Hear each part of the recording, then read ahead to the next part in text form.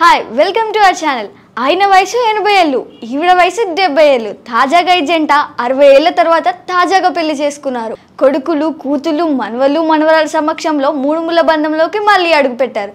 అత్యంత వైభవంగా కుటుంబ సభ్యులు వీరి పరిణయ వేడుకను నిర్వహించారు. అయితే ఇలా ఇప్పుడు ఎందుకు చేశారు అంటే ఓ ఫీల్ గుడ్ ఫ్లాష్ బ్యాక్ ఉంది. అదేంటో చూద్దాం.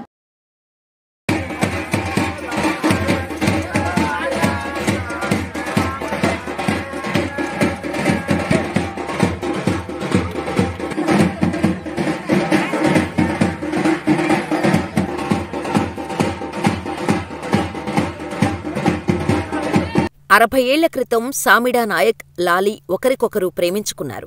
ఇద్దరూ ఇష్టపడి నూతన జీవితంలో అడుగుపెట్టారు. కాని పెళ్లి చేసుకున్నారా లేదా తెలీదు కాని ప్రేమించుకొని కొత్త జీవితంలోకి వీరంతట వీరే అడుగుపెట్టారు. అలా అన్యోన్యంగా ఉంటూ 4 కుమారులు, ఓ కూతురికి జన్మనిచ్చారు. వాళ్ళని కంటికి రెప్పలా కాపాడుకొని పెంచారు.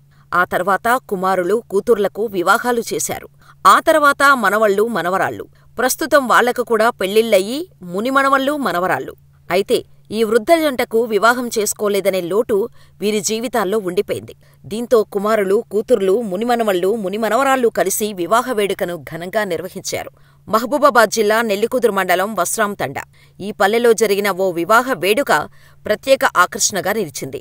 దశాబ్దాల తరబడి ఒకరికొకరు తోడుగా నిలిచి వైవాహిక బంధాన్ని కొనసాగించిన 80 ఏళ్ల గుగులోతు సామిడా నాయక్, 70 ఏళ్ల లాలీ వివాహం చేసుకున్నారు.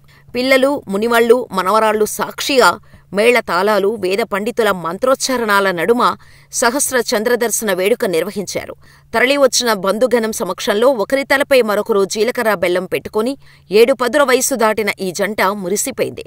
60 ఏళ్ల వైవాహిక బంధం గుర్తుగా 3 ముళ్లు వేసి ఆదర్శ జీవితాన్ని కొనసాగిస్తామంటూ తలంబ్రాల వేడుక సాక్షిగా ప్రతినబూనారు.